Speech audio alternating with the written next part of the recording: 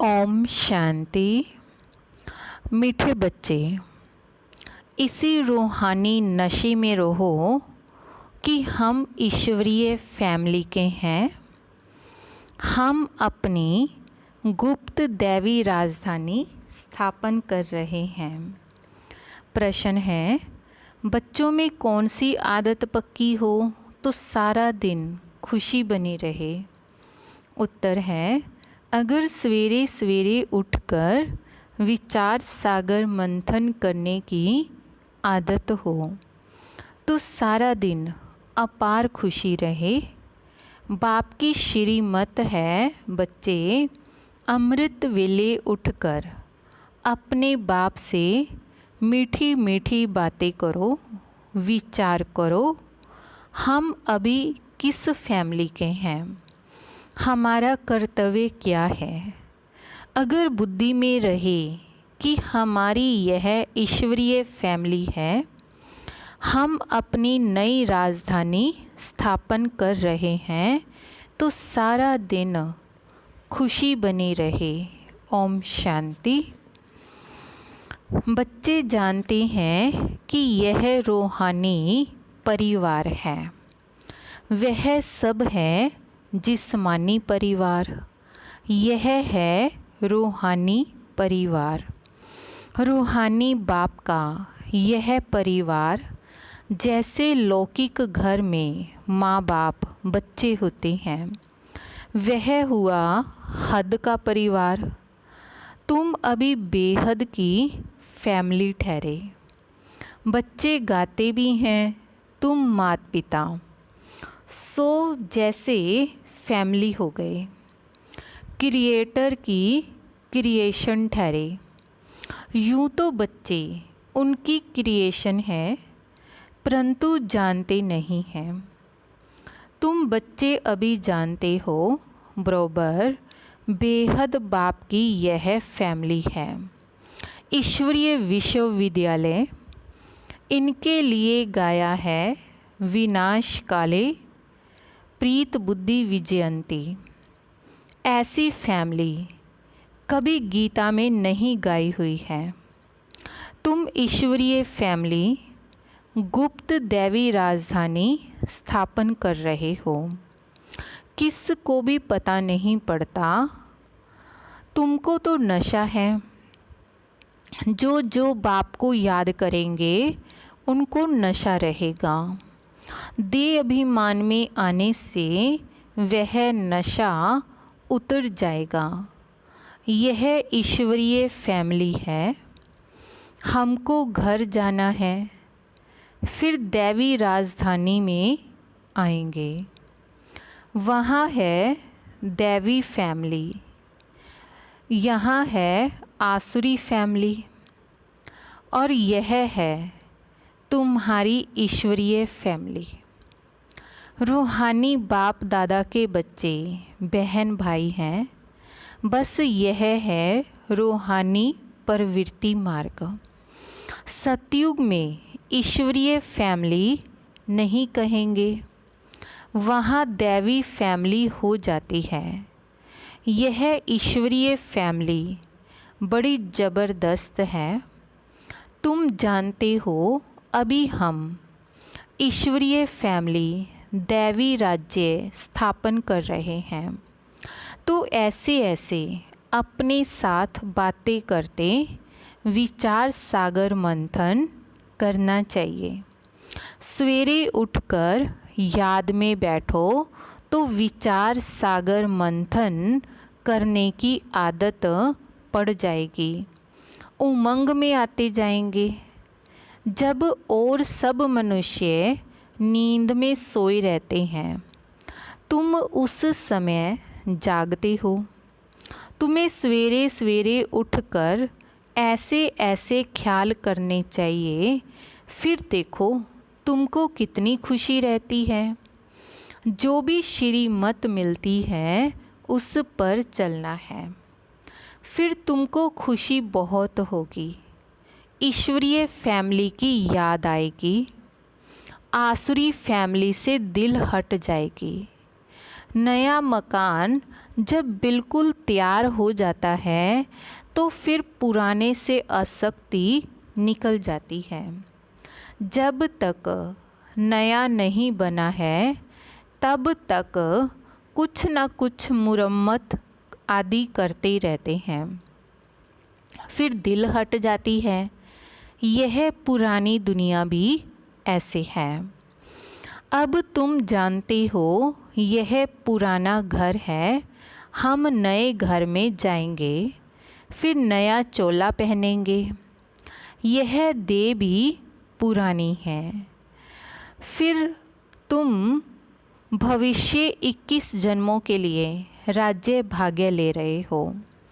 यहाँ राज्य नहीं करना है, यहाँ होती है स्थापना। यह बातें सिर्फ तुम ही जानते हो। है भी यह गीता राजयोग है ना, इसे कहा जाता है सहज राजयोग। तुम इस राजयोग अभ्यास द्वारा दैवी राज्य स्थापन करते हो। वहाँ यह बातें याद नहीं रहेंगी। अगर वहाँ यह बातें याद रहे तो फिर सुख ही ना भासे, चिंता लग जाए। इस समय तुमको गुप्त नशा है। ऊंचते ऊंच बाबा की यह फैमिली है, तो इसको कहा जाता है ईश्वरीय गुप्त फैमिली टाइप। ईश्वरीय विश्वविद्यालय, ईश्वरीय यज्ञ भी कहते हैं, फैमिली है। हमको बहुत लवली बनना है। भविष्य में तुम बहुत लवली बनते हो। तुम हो रूप बसंत। आत्मा रूप भी है तो बसंत भी है। इतनी छोटी सी आत्मा अविनाशी पाठ बजाती है। इस समय तुम रूप बसंत बने हो। बाप ज्ञान का सागर है, ज्ञान जरूर देंगे तब जब इस शरीर में आएंगे। तुम जानते हो ज्ञान की वर्षा बरसाते हैं। एक एक रतन लाखों रुपयों का है। अब तुम आत्माओं को बाप का परिचय मिला है। बाप ने स्मृति दिलाई है। तुम्हारी बुद्धि में है यह 84 का चक्कर कैसे फिरता है। इसलिए तुम्हारा नाम ही है स्वदर्शन चक्रधारी। विष्णु व लक्ष्मी नारायण स्वदर्शन चक्रधारी नहीं थे, उनमें यह ज्ञान नहीं होता। अभी आत्मा को यह ज्ञान मिलता है सृष्टि का चक्कर कैसे फिरता है। भल त्रिमूर्ति कहते तो भी शिव नहीं दिखाते। त्रिमूर्ति के चित्र बहुत देखे होंगे। उसमें भी बहुत करके ब्रह्मा को दाढ़ी मूछ आदि सूक्ष्म वतन में नहीं होती है। यह सिर्फ ब्रह्मा को ही दिखाते हैं। प्रजापिता तो यहाँ है ना, तो यह हो गया बहुत पुराना ग्रेट ग्रेट ग्रैंडफादर। तो यह हुआ प्रजापिता ब्रह्मा का सिजरा। बाप सृष्टि रचते हैं ब्रह्मा के द्वारा, तो ब्रह्मा बड़ा हुआ ना, दिखाते भी बूढ़ा है। तो यह 84 जन्मों का चक्कर लगाया हुआ है। अभी तुम इन बातों को समझ गए हो। यह भी जानते हो कि बाप के तो सब बच्चे हैं। आत्माओं को बाप का परिचय देना है। अभी भारत का बहुत बड़ा कल्याण हो रहा है। सब आत्माएं पवित्र हो मुक्ति धाम में चली जाएंगी। तुम हो ही भारत की सेवा पर। भारत खास, दुनिया आम। तुम अभी थोड़े हो जो इन बातों को समझते हो। फिर नट शेल में समझाया जाता है कि बच्चे मन मना भव। अलग में भी समझाया जाता है जो कुछ है दैवी राजधानी स्थापन करने में लगाओ। बापू गांधी क्या कहते थे? वह भी राम राज्य चाहते थे। कैसा वंडरफुल खेल है ना। अभी तुम साक्षी हो, खेल देखते हो। तुमको हंसी आती है। कहाँ की बातें कहाँ ले जाते हैं। बाप कहते हैं ड्रामा अनुसार दुनिया की गति बुरी हो गई है। फिर बाप आकर सदगति करते हैं। तो तुम बच्चों को नशा चढ़ा है। तो यह है सारे वर्ल्ड के निराकार बापूजी। यह ब्रह्मा भी किसका बच्चा है? शिव बाबा का। वह किसका बच्चा? यह माताएं कहती हैं शिव बाबा हमारा बच्चा। यह है शिव बाबा का खेल पाल। बाकी ध्यान दीदार में तो माया की बहुत प्रवेशता होती है। यह जो कहते हैं हमारे में शिव बाबा आते हैं, शिव बाबा यह बोलते हैं, यह सब भूत की प्रवेशता है। तो तुम बच्चों को बड़ा खबरदार रहना है। यह भूत की बीमारी ऐसी है जो दोनों जहान से उड़ा देती है। यह कभी भी ख्याल नहीं आना चाहिए कि हम साक्षात्कार करें। यह सब भक्ति के ख्यालात हैं। ज्ञान मार्ग को अच्छी रीति समझना है। माया अनेक प्रकार से धोखा देती है। साक्षात्कार आदि से कोई फ़ायदा नहीं। बाप कहते हैं इन द्वारा सगाई कराते हैं। तो बाप का फरमान है तुमको कोई भी देहधारी को याद नहीं करना है। तुम अपने को आत्मा समझ बाप को याद करो। अपने कल्याण के लिए बाप को याद करना है। यह तो बहुत समझ की बात है। बाबा को कोई भी समाचार लिख सकते हैं। कई बच्चों को तो इतना भी अकल नहीं कि बेहद के बाप की चिट्ठी में अपना खुश खैरावत का समाचार लिखें। लौकिक बाप को चिट्ठी ना लिखें तो आराम ही फिट जाता। और यह भी बेहद का बाप है। देखते हैं मास डेढ़ चिट्ठी नहीं आती है तो समझते हैं इनको शायद माया खा गई। तो ऐसे पारलौकिक बाप को चिट्ठी नहीं लिखते हैं। इतना तो लिखना चाहिए बाबा हम नारायणी नशे में सदैव रहते हैं। आपकी दी हुई युक्ति में ही हम तत्पर हैं। तो बाबा समझेंगे खुश राजी हैं। चिट्ठी नहीं लिखेंगे तो समझेंगे बीमार हैं। याद में ही नहीं रहते हैं। नहीं तो बाबा को समाचार देना है बाबा हमने यह सर्विस की है। इनको समझाया, इनकी बुद्धि में पूरा नहीं बैठा। तो फिर यह भी समझाएंगे कि इस रीति समझाओ। भक्ति मार्ग में जो कुछ कहते हैं समझते कुछ भी नहीं। मुख्य बात बाप को ही नहीं जानते। बाप को जानने से भारत सदगति को पाता है।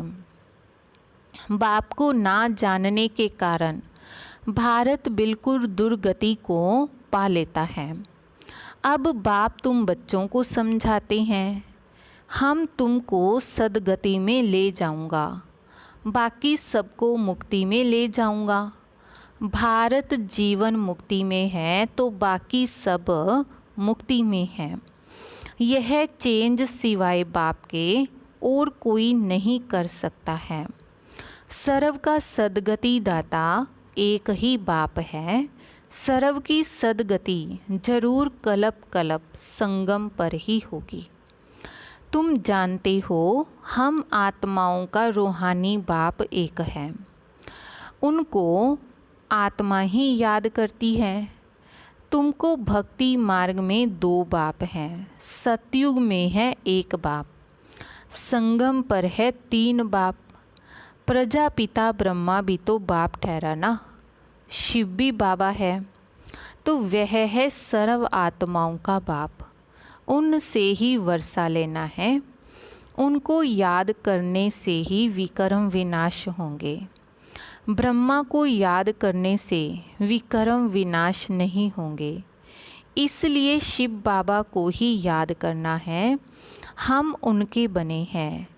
तो यह है सच्चा सच्चा रियल ज्ञान रूहानी बाप का रूहानी बच्चों प्रति। बाकी तो सब है देह अभिमानी।